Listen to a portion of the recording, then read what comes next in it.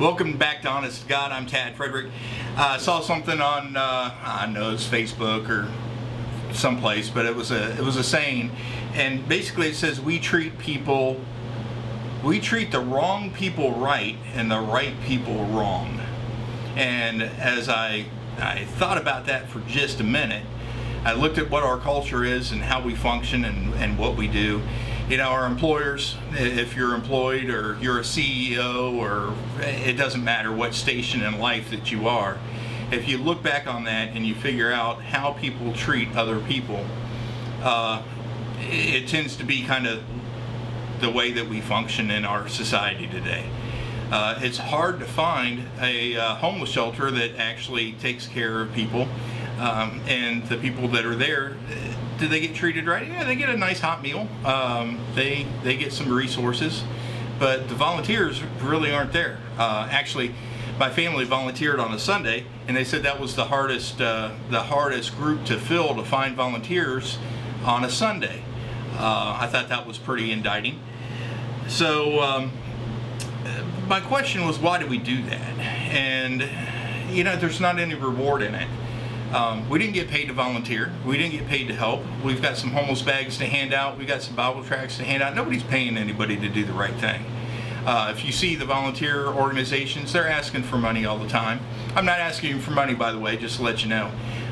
Would ask you, if you do like what we've got, that you put like and you subscribe. That would be something that would be nice.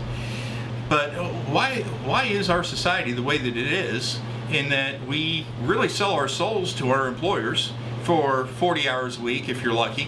I like to call that a part-time job. Usually my work weeks have always been, in the past, have always been 50 to 60 hours a week, sometimes 80. But you know, we go and we sell our soul to our employer for 40 hours a week, let's just say our average, in order to get a paycheck to provide our own needs. To me, we were just conditioned to do that. That's our reward. That's our wages. The Bible says, for the wages of sin is death. Well, the wages that we get for our working is our paycheck.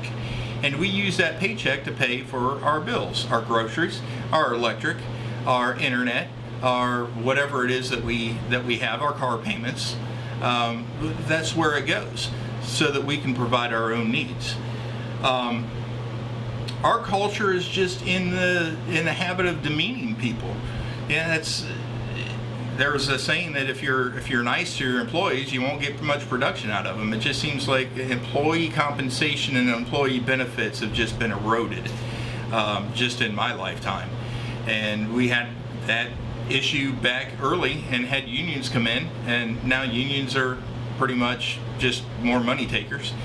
But we demean people. We put people into, you know, McDonald's. McDonald's is probably the hardest work that you could ever work if you worked at McDonald's, with the least amount of pay. The harder you work, the less you get paid. I know the CEO, guess what? You're not doing manual labor or digging ditches. You pay those guys the least, and you're getting the balloon payments and the golden parachute and all of those kinds of things. Did I say that you don't deserve it? No, I would never say that. I'm just saying that the laborer is the least paid. The one who does the most manual labor is usually the one who gets paid the least. It's just the way it works. Well, guess what? The Bible has something different to say. The Bible in Matthew 6:19 through 21 says that we're not supposed to have our treasures stored here on earth. Guess what? They're temporary.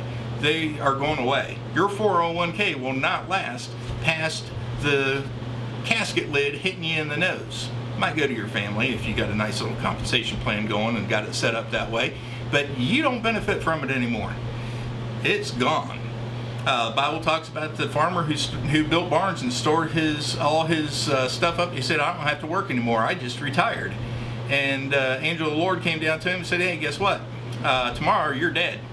So what are those storage sheds doing for you? You know, we have this idea of what are we going to do with retirement? What are we going to do with Social Security? How am I going to live? Well, guess what? That's storing for yourselves up treasures on earth. The Bible says to store your treasures up in heaven. What does that mean? Well, I go back to the thing that I looked at the beginning of the other day and say we need to treat the right people correctly. And the people who are in need, we've been called to help them out. We've been called to do something different than what we've been programmed in our society to do. You keep on going in Matthew chapter 6, verse 24. It says, we have two masters to choose from. You're either going to love one or despise the other one. You got the choice to make. Are you going to serve mankind, or are you going to serve God? Automatic question. I just had it from, I was going over this with Atheist Bill. He goes, well, you got to make a living. Yeah. You know what the next verse is? In Matthew, after talking about you get to choose two masters and you need to store up for yourselves treasures in heaven, it has a thing to do about don't worry about tomorrow. Because if you are serving God with your whole heart and your whole mind, God will take care of your needs. So my question for you today, which God are you going to serve, or which master are you going to serve? Are you going to serve the master that is providing you a paycheck so that you can provide all your needs? Or are you going to serve God and let Him provide all your needs because you're doing what He has asked you to do? I'm Tad Frederick, just trying to be honest to God. Again, please leave your, if you like what we're doing, like us on the bottom of the page and subscribe. Thank you very much.